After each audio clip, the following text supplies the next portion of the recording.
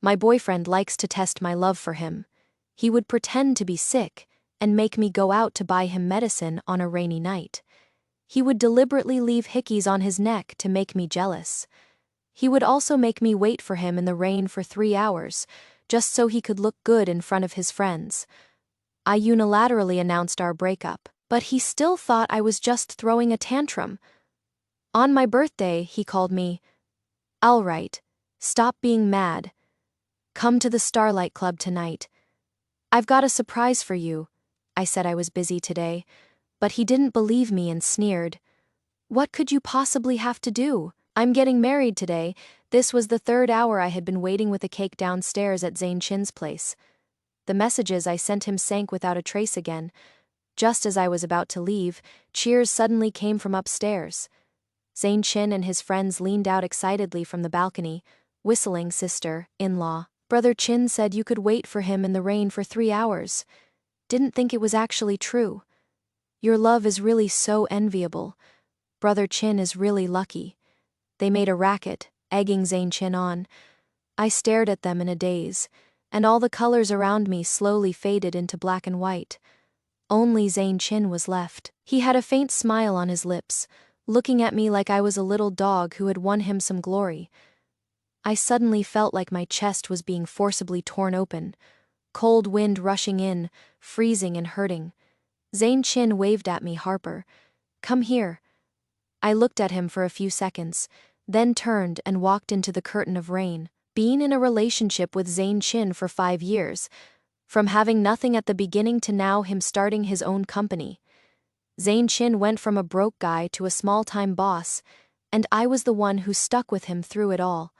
When he landed his first deal, he hugged me and cried like a kid. "Harper, I swear I'll treat you well. I'll love you forever." Back then, he sounded so sincere. He said it in a way that made me believe him without a doubt. I don't know when he started to change. All I know is, the memories he left me with aren't sweet anymore. He once pretended to be sick just to test my love, making me go out in the middle of the night to buy him medicine. It was deep winter, snowing heavily at night, and the second I heard he was sick, I didn't think twice and went out for meds.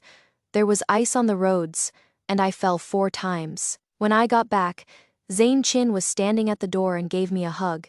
He said, "Babe, you're the best." Then he told me he wasn't sick at all. He just wanted to test my love for him. I don't even know how I felt then, but the pain from the bruises on my legs made my eyes sting. And then there was the time Zayn Chin left hickeys on his neck from another woman just to make me jealous. That time we had the biggest fight ever, but he turned around and posted on his moments. My asterisk, number, asterisk, babe really loves me, or else she wouldn't be this jealous. Over the years, he's done way too much outrageous stuff. I've practically lost count, passing by the trash can. I smashed the cake in my hand into it. After all these years, Zayn Chin finally wore down all the love I had for him. Walking in the rain, I remembered a rainy night many years ago. Back then, Zayn Chin and I were just sophomores in college. It started raining on my way home from tutoring, and as I got off the bus and looked up, I saw the boy standing under the dim streetlight. He was holding an umbrella waiting for me, and the moment he saw me, he smiled and ran over. He pulled out the sweet potato he had been keeping warm in his coat and shoved it into my hand. "It is still hot. Eat it quick." That kind of bold and passionate affection, I felt it for the first time, but it only lasted 5 years. He's still the same person, but everything else has changed. Honestly, I was already disappointed a long time ago. I just clung to the beautiful memories he once gave me, hoping for a miracle. What if he went back to how he used to be? Turns out, that was just my hopeless fantasy. The moment he started treating my love like some kind of flex, the love between us was already tainted. Today is his birthday. I had wanted to sit down and talk to him properly. About us, about the future. Zayn Chin didn't give me that chance. He spent 3 hours making me see the truth. There is no future for you two. Thinking about it, those 3 hours were actually worth it. Before I walked out of their sight, I heard them talking. Sis-in-law seems pissed. Brother Chin, you gonna go comfort her? Or what? Zane Chin's careless voice lifted slightly. No need. She just likes being dramatic. All these years. I've gotten used to it. She'll come back on her own soon enough. He was confident. He figured now that he's successful, I'd have to be an idiot to give up a catch like him. But me. I'm not coming back. Jasper Chin. I'm done with you. The whole night, Jasper Chin didn't call even once. The next morning, I waited downstairs until I saw him leave for work before heading back to our shared home. I left him a letter. No need to pack much. Just grabbed my ID and passport. Right as I was pushing the door open to leave, I couldn't help but glance back. This was the apartment Jasper Chin and I rented after graduation. It was just a bare shell at first. We decorated it ourselves, picked the furniture, hung up the lights together.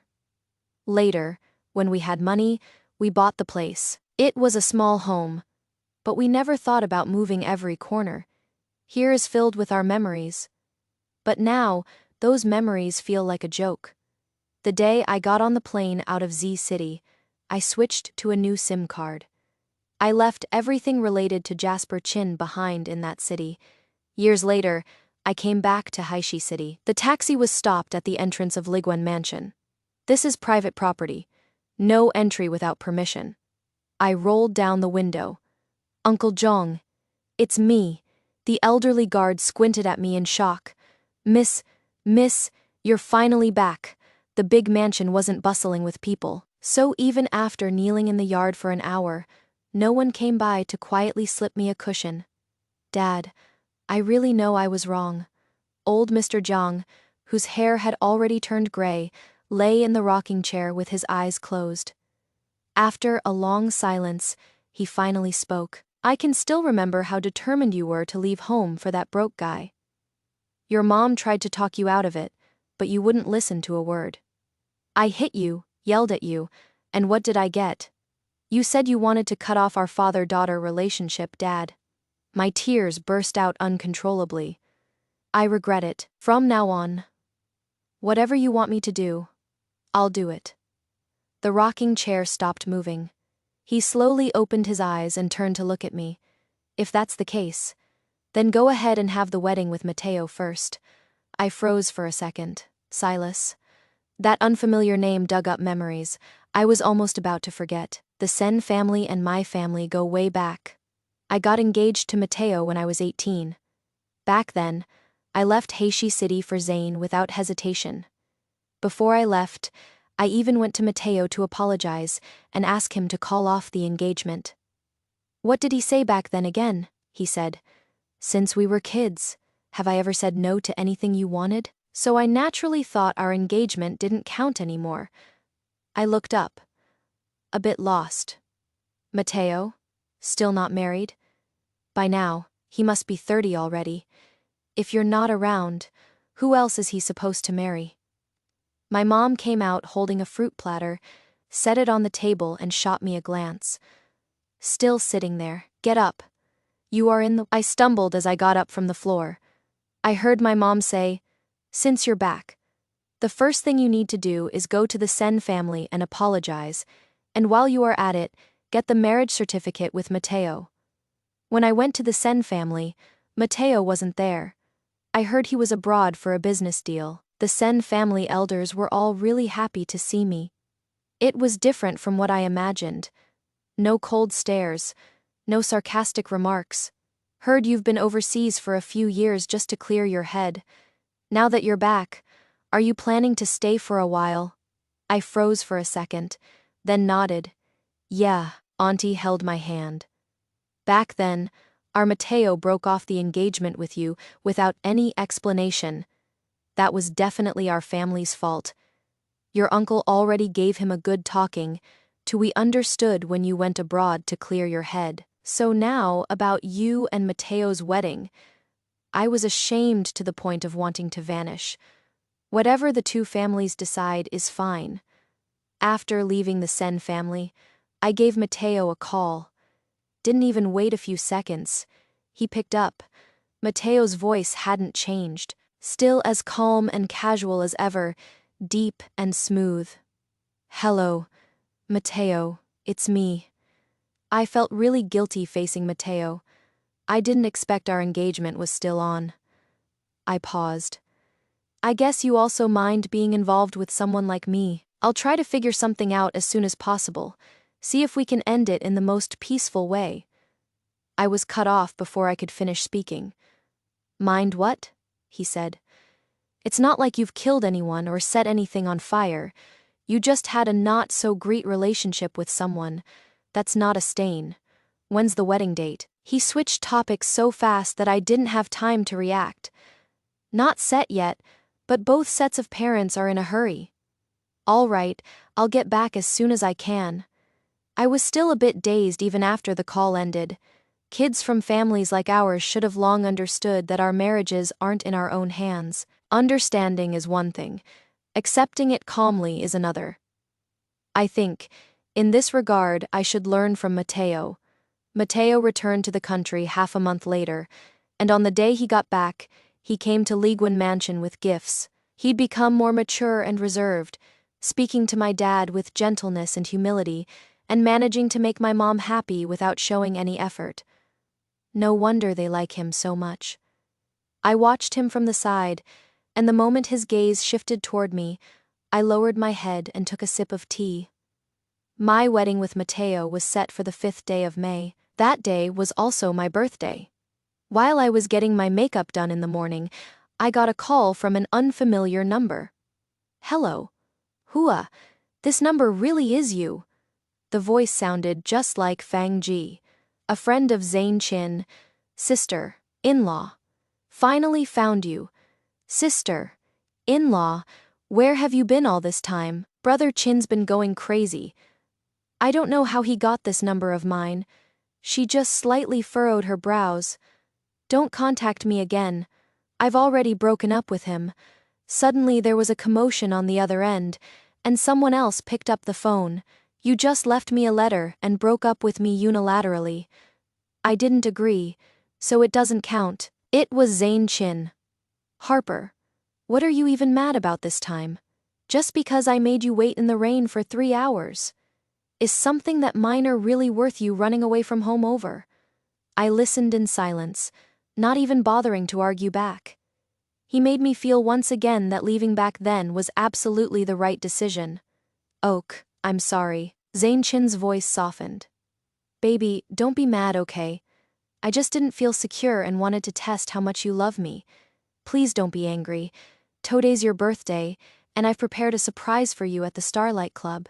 Can you come over, please?" There were cheers and hoots from guys and girls nearby. "Sis-in-law? Brother Chin's gonna propose to you. Ooh, so romantic. Get lost." Zane Chin laughed and cursed. "You guys ruined the surprise already. Listening to the noise on that side gave me a headache. I couldn't help but raise my hand to rub my temple. The makeup artist jumped in surprise and quickly asked, "Sorry, Miss Zhang. Did I hurt you?" "No, keep going." "All right, Miss Zhang. Today I'll definitely make you the most beautiful bride in the world." On the other end, Zane Chin paused. "Harper, what are you doing right now?" I paused for a few seconds, then said word by word, "Zane Chin, I am getting married today." There was no sound from the other end. Just as I was about to hang up, Zane Chin suddenly laughed. "Harper, you learned from me, huh? Are you trying to make me jealous too? You almost fooled me." He pretended to sound relaxed. I suddenly felt a bit relieved. Maybe it is because I realized there would be no more entanglements between us from now on. Not fooling you. Got the certificate last month. Weddings today. I smiled too. Not inviting you to the reception wouldn't be right for you to come. My husband probably wouldn't be too happy either. "Harper," Zane Chin's voice suddenly rose. "Are you fucking done with this bullshit? I hung up the phone, pulled out the SIM card, and tossed it into the trash. The makeup artist was also startled by me and froze for a long time. I smiled at her in the mirror. "Sorry about that. Go ahead. My wedding with Mateo was held in a church in Haishi City. The setup didn't look like the usual cookie cutter kind. You could tell effort was put into it. I couldn't help but ask the assistant, "Which company did this?" "Pretty nice," the assistant whispered back. "Miss Zhang, it was designed by Mr. Sen himself." Ah, I was stunned. I didn't expect Mateo to actually put effort into this business marriage. There were people guiding me on what to do and how to do it the whole way. I just sort of stumbled my way into the altar like that. Mateo was standing with his back to me in a sharp suit. At the priest's cue, he turned to look over. The cheers of the crowd rang in my ears as I looked at Mateo from a distance. Was I seeing things? The smile in his eyes actually looked kind of genuine. Maybe I should learn from him, master the art of putting on a front. I adjusted my expression, let my dad lead me forward, until my hand landed in Mateo's warm palm. The wedding went super smoothly, but after the ceremony, our parents dragged us around to mingle with all the uncles and aunties. After a few rounds of that, my legs were ready to give out. It wasn't until 11 p.m. that we finally made it back to the newlywed room. It was a small villa. The surroundings were really nice and fairly quiet too. I went straight to shower and take off my makeup. By the time I came out all cleaned up, it was already midnight. Mateo was in pajamas on the couch, his hair half dry, some strands falling over his forehead. He looked a bit more approachable than his usual uptight elite vibe. He was still looking down at his tablet, so I blurted out, "You're still working this late?" Mateo lifted his gaze from the tablet and looked at me. "Not working, waiting for you." To be honest, Mateo and I weren't exactly close. We barely even talked. As I was wondering why he was waiting for me, I saw him put down the tablet and walk toward me. "It's late." I nodded. "Yeah, it is. So now what, Mateo?" "Time for bed." While I was zoning out, Mateo had already pinned me against the wall, his palm on the back of my head, making me look up at him. His sudden move left me totally stunned. Before I could react, I already felt the change in that mature male body pressing against me. The air around us turned heavy and scorching. My thoughts slowed down more and more. Maybe it was because I hadn't touched a man in a long time. Maybe Mateo's body was just that good. Or maybe it was the way he looked at me, too intense.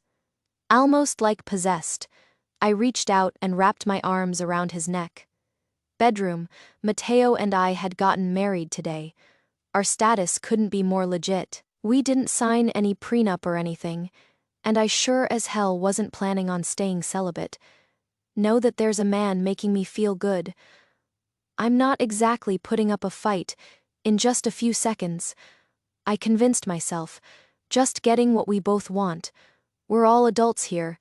We stumbled our way into the bedroom. No idea where the robe on me even got tossed.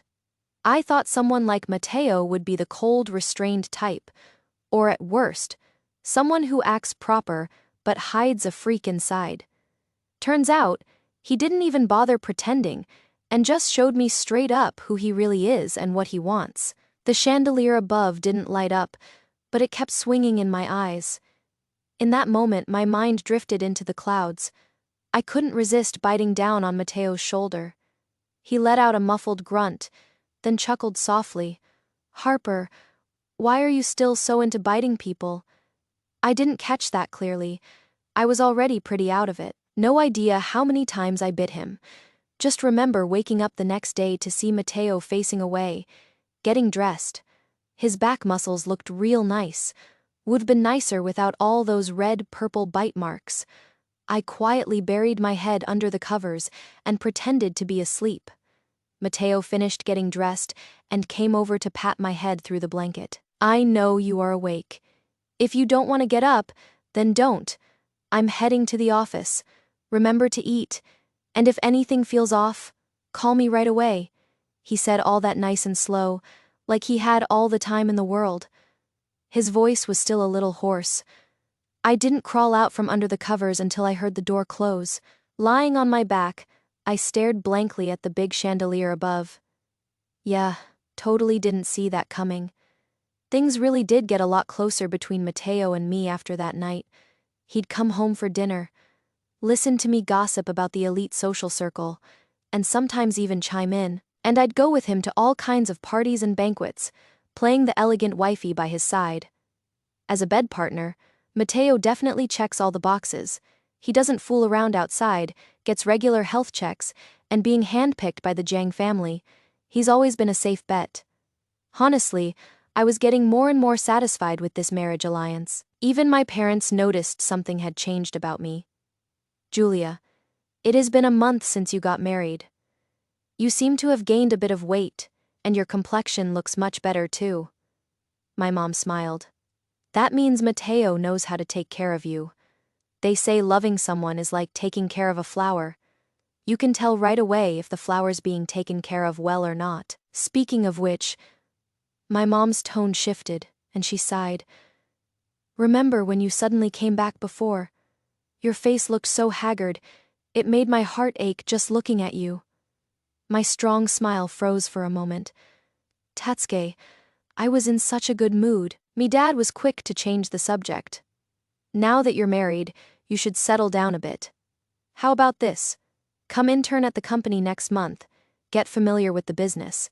He made the decision on the spot, arranging my next job. When I got home that night, Mateo was just about to head to the study. He's meticulous about his work and sometimes stays in the study until midnight. He asked me, "Already had dinner?" "Had dinner." I politely asked back, "What about you, number?" I was a bit surprised. "It's so late. I sent you a message saying I wouldn't be home for dinner tonight." Mateo nodded. "I saw it, but since you weren't here, I didn't have much of an appetite." What he said was a little intriguing, and I stared at him for several seconds without saying anything. Mateo stepped into the study, paused, looked back at me. "Do you have something else?" I looked away, pretending to pick at my nails casually. "Nothing else. My dad said I should help out at the company. I'm planning to buy an apartment near the office. This place is too far, not convenient for commuting." "Then buy it," Mateo said. "Let me know when the place is set. I'll have someone decorate it. We'll need a new set of everything we're used to using." "Huh? Us?" I suddenly looked up. "You are moving in too?" Mateo looked at me, his tone calm. "We've only been married for a little over a month, and you already want to live apart from me." But somehow, I actually heard a hint of grievance in that calm tone. "That is not really what I meant. If you want to move in, that is fine. Then it is settled." Mateo smiled. "Get some rest, wifey." Even after he closed the study door, I was still a little dazed. Did Mateo take the wrong meds or something? Before starting work at the company, Mateo and I moved into an apartment nearby. I didn't buy anything too big. It's just me and Mateo living there. He doesn't come every day either, so getting something too big would have been a waste. Me dad didn't publicly reveal my identity in the company. He just had me work as a little assistant by his side, teaching me through words and actions with a ton of tasks. He was seriously grooming me. Once things got busy, time really flew. In the blink of an eye, half a year had passed. In early winter, an uninvited guest showed up at the company, Fang Ji. I was passing by the general manager's office with some files when he suddenly chased after me. "Sis-in-law." Fang Ji looked at me, a bit confused. "Why are you here?" I didn't expect to run into him either. I gave a polite smile. "I work here also. I'm not your sister-in-law." He looked a bit embarrassed. I spoke too fast. He is also a company executive, probably here today for business talks. I didn't say much to him, just went straight into the elevator and headed to the top floor. Fang Ji stood still for a few seconds, then turned around and went in. He asked the manager, "What position does that lady hold in your company?" "Chairman's assistant," the general manager replied, confused. "Why, nothing. Fang Ji thought for a second and asked again, "Do you know what her husband does?" The general manager was stunned for a moment, then turned to look at his secretary. The secretary said, "Assistant Zhang doesn't seem to be married yet. Never heard her mention a husband. The first thing Fang Ji did after leaving the company was call Zane Qin brother Qin. Guess who I ran into today? 4 days after meeting Fang Ji, I got blocked by Zane Qin on my way home from work. He was in a sharp suit, leaning against a luxury car, drawing frequent glances from passers-by. "Harper," he called out to me. "You haven't exactly been thriving since you left me, huh?" I ignored him and walked around him, but he frowned and grabbed my wrist. He said in a low voice, "It's been long enough. You should have cooled down by now, right? Wouldn't it be better to come back to me and keep being a rich wife who doesn't have to do anything?" I couldn't hold it in and cursed. "Are you out of your damn mind? I already told you. I'm married. Married. Who would believe that?" Zane Qin said casually. "Harper, I'm not even around. Who could you have married?" Just a few words with him and I already feel exhausted. Before I could say anything, a slender hand reached out from behind and pulled my hand away from Zane Qin's. It carried an overbearing force that allowed no room for refusal. I had no idea when Mateo got there, or what exactly he saw. By the time I realized, he was already holding me in his arms. He looked at Zane Qin with a smile on his face, but there was no warmth in his eyes. "She married me. You got a problem with that?" To be honest, Zane Qin's height of 183 centimeters is not short at all, but standing next to Mateo at 189 centimeters, he suddenly seemed way shorter. Maybe it was the aura.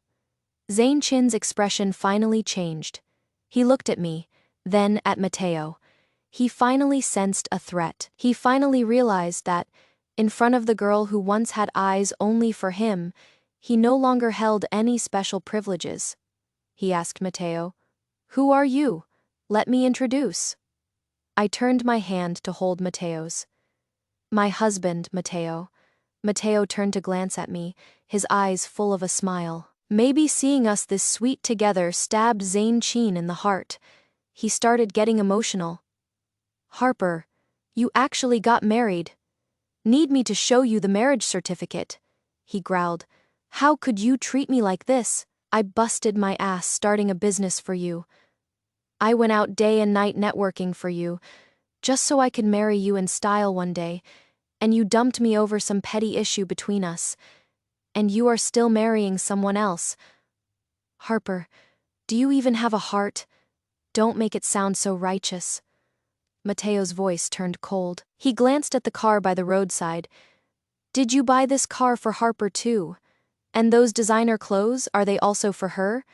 It is your own vanity acting up, and yet you still try to stand on some moral high ground to criticize others. Where do you get the nerve? Also," Mateo didn't give him time to respond. "That so-called trivial matter you mentioned might not be so trivial to Harper." I never thought the day would come when Mateo would speak for me. I couldn't help it. I looked at him with stars in my eyes. Sensing Zane Qin's gaze on me, I got reckless again and hooked my arm around Mateo's babe. That was amazing. Mateo froze for a second. The tips of his ears even turned red. Zane Qin lost it. He took a step forward and actually swung his fist at Mateo. Fang Ji, who had been watching from the shadows for fun, couldn't sit back any longer. He rushed out and yanked Zane Qin to the side. Mateo didn't spare them another glance, just grabbed my hand and walked away. Neither of us said a word the whole way. It wasn't until we got to the apartment door that I awkwardly said, "Let go first. I need to press my fingerprint." We went about our routine, dinner, shower, and then he headed to the study to work while I did some cardio. But tonight, his routine changed. Wearing his bathrobe, he blocked me right as I stepped out of the bathroom. And his kiss came on fast and hard, like he is carrying a flame of anger. I barely catch a breath and instinctively explain, "I've got nothing to do with Zane Qin anymore. He's the one who can't let go." Mateo's voice is hoarse. "I know. Then this is, just wanted to kiss you. Liar." One kiss led us straight to bed. It wasn't until my mind cleared that I snapped back to reality. Crap, I've caught feelings from sleeping with him. Otherwise, why would my first instinct be to explain, afraid he'd be mad? This business marriage isn't so pure anymore. No time to think more. My thoughts got drowned again in the storm Mateo stirred up. I didn't expect to run into Zane Chin again so soon. It was a business banquet, and Mateo brought me along. He was chatting away with the big bosses, while I stood by smiling. It wasn't an easy job. After standing for a bit, my lower back started to ache. It's an old problem from back when I used to run around with Zane Chin all the time. Mateo leaned over and whispered in my ear, "Go sit over there and take a break."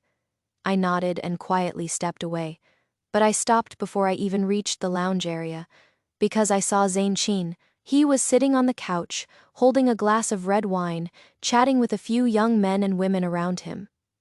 Zane Chin looked outstanding, and over the years he's polished his speech and manner too, naturally drew a lot of attention. A young girl boldly asked him with a smile, "President Chin, you are so young. Do you have a girlfriend?" "Nope." He smiled, raised his hand slightly, and took a sip of red wine. Then, he locked eyes with me from across the room. That girl kept asking, "President Chin, someone as young and successful as you shouldn't be single, right?" Jasper Chin tugged at the corner of his mouth. "Just broke up." Simone teased. "Ah, looks like President Chin is heartbroken." Amid their brief chatter, Jasper Chin started talking about his ex-girlfriend. Her. She treated me like her whole world, brought me breakfast every morning, braved heavy snow at midnight to buy me cold medicine, picked me up drunk from bars. She even once waited 3 hours for me in the rain. The group looked at each other, sighed, then asked how he managed to lose such a good girl. Jasper Chin chuckled and looked up at me. "Yeah, how did I lose her?" one girl asked. "President Chin, don't you feel bad?" Jasper Chin froze for a second and turned to look at her. The girl, seemingly a rich heiress herself, spoke clearly and sharply. "President Chin, you said she brought you breakfast, bought you cold medicine, waited for you 3 hours in the rain. She went through all that, but it doesn't seem like you really felt bad for her." Everyone around went silent. Jasper Chin looked a bit embarrassed. The girl gave a light smile. "Sorry, I'm pretty blunt." "Hope you don't mind, President Chin." Just now when I heard Chin talking, there was this faint sense of smugness that caught me off guard. If my boyfriend waited for me in the rain for 3 hours, I'd be heartbroken. So it is no wonder Chin lost that girl. She admired her manicure, then got up and left. "This party's so boring, any random person can show up." What she said was basically a slap in the face for Zane Chin. Zane Chin's face darkened. That was when I walked over and sat down. "Miss Zhang?" Someone recognized me. "Where's your husband?" I smiled and replied, "He is chatting with some friends." "What were you guys talking about? Looked like you were having a good time." That person froze for a second, probably wondering how I figured the vibe here was good. They clearly also thought the mood was awkward and were eager to switch topics, so they shifted the focus to me. "Miss Zhang and Mr. Sen seem really close." "Yeah, I ran into Mr. Sen at a party a few days ago. He couldn't stop talking about his wife. Super sweet." "Miss Zhang, you weren't in Haishi City these past few years. I heard you went off to unwind." I nodded. "Yeah, hit a wall out there. It hurt. So I came back." "Ha ha ha ha ha. Miss Jiang, you're hilarious." We chatted casually, one comment after another, and Zane Chin stayed silent the whole time. A while later, Mateo came over. He acted like he didn't even see Zane Chin and walked straight toward me. "All rested up. Wanna head home?" He reached out his hand to me, and I naturally placed mine into his palm, letting him lead me away. Even after we left, we were still the center of everyone's gossip. "Samanon well," Informed whispered. "I heard that during the years Miss Zhang wasn't in Haishi City. She didn't go abroad, and even got herself a broke boyfriend, ended up falling out with her parents." "Huh?" A girl sighed. "To leave so decisively and come back now. She must have had her heart shattered." A young master who just returned from studying abroad pointed at the couple walking away and asked in confusion, "By the way, who are they?" The person who spoke earlier explained, "Miss Zhang is the only daughter of asterisk asterisk number asterisk asterisk, and Mr. Sen is now the head of Future Tech. They got married just last year. It was a business marriage, but they seemed to be getting along really well." Jasper Chin froze for a second. "You said Luna is who?" Mateo pulled me to the garage, and the driver had already brought the car over. Just as I sat inside, a young girl's face suddenly turned toward me from the front passenger seat. "Hi, sis-in-law." It was the girl who just roasted Jasper Chin. "You." I blinked at her in confusion. "You are Shen Catalina." Mateo got in from the other side and introduced her. "My cousin. Just got back yesterday." I quickly greeted her. "Nice to meet you." Sen Catalina looked at me and smiled. "The girl my cousin's been hung up on for so many years. Finally I get to see you. Sis-in-law, you are gorgeous." I didn't even get a chance to ask her what she meant by her last sentence before the driver slammed on the brakes. Mateo instinctively reached out to shield my head. The driver rolled down the window. "Are you trying to get yourself killed?" Zane Chin stood in front of the car. When he saw me sitting in the back seat, he quickly walked over. "Harper, get out. I need to ask you something." I rolled down the window and looked at him. "Ask away." Zane Chin panted heavily. "They said you are the only daughter of asterisk asterisk. Number asterisk asterisk." "Yeah." He suddenly punched the car. "Then why the fuck didn't you tell me? Would it have made a difference?" I asked him. "If you knew I was the only daughter of asterisk asterisk number asterisk asterisk, would you have stopped testing my love for you over and over? Would you finally feel secure?" I sneered, tugging at the corner of my mouth. "I doubt it. So Zane Chin, what exactly are you so pissed off about?" The window slowly rolled back up, and I took one last look at Zane Chin. "If you fall in love again, stop with the bullshit testing. If you can't trust her, then don't drag some poor girl into it. Let's go." The car gradually pulled away, and I saw Zane Chin's slumped figure in the rearview mirror. The shadow got smaller and smaller, until it disappeared. We dropped Sen Catalina off at her place first.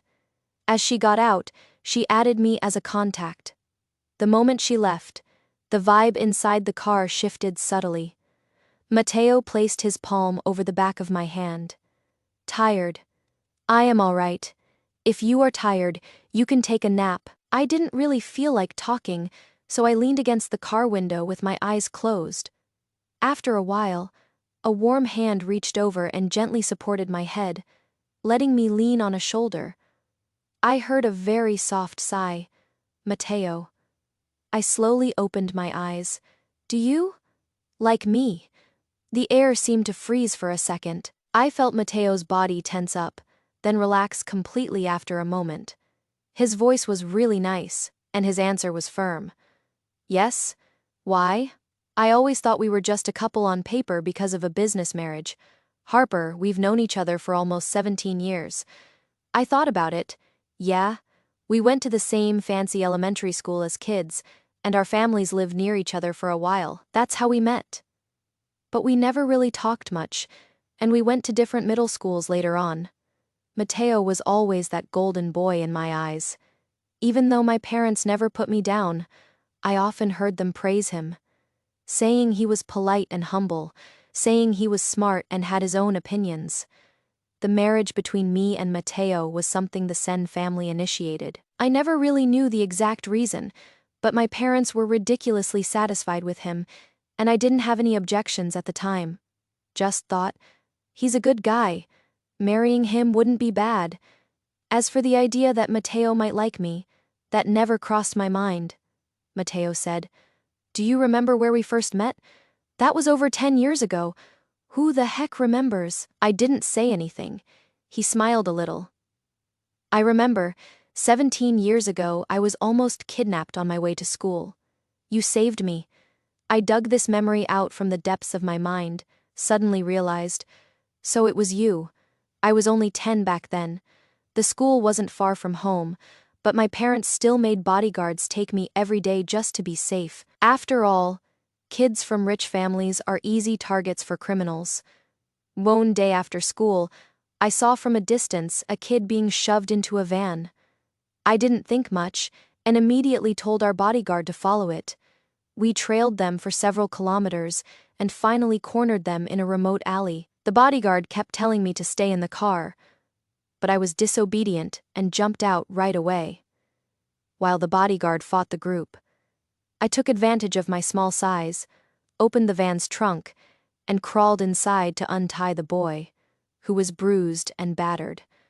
The boy was skinny and shorter than me. Just as I was about to pull him out, the driver suddenly lunged at us. He saw us in the back and reached around to grab. I was startled, yanked the boy hard, then bit the guy's wrist with my teeth. At the crucial moment, the boy's bodyguard showed up too, along with the police. That gang immediately scattered and fled when they saw them. The boy and I sat by the roadside. He was so scared he didn't say a word.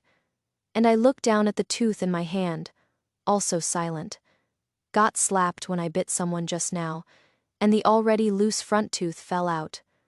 The boy next to me suddenly started sobbing quietly. I turned to look at him and awkwardly comforted him. "Don't cry. The bad guys are gone." I copied how adults usually comfort me. "Don't cry. I'll give you a gift." The boy looked at me tearfully. "What gift?" I didn't expect him to actually want something, and I didn't have anything to give, so I impulsively handed him my front tooth. Silas next to me laughed. "I still have that front tooth of yours." I covered my head, face turning red, and finally couldn't hold back. "You're freaking unbelievable."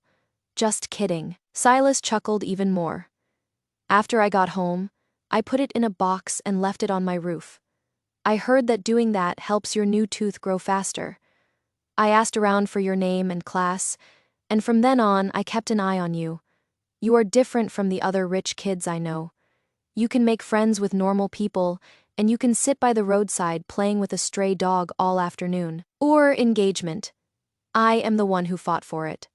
Silas paused, voice dropping lower.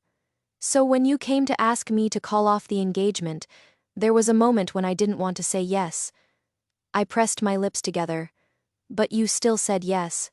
Yes, I agreed, and I went through with it, he said. Neither of our parents approved, but there is no denying that if I really tried, our engagement would have already been voided. Out of selfishness, he didn't put in the effort.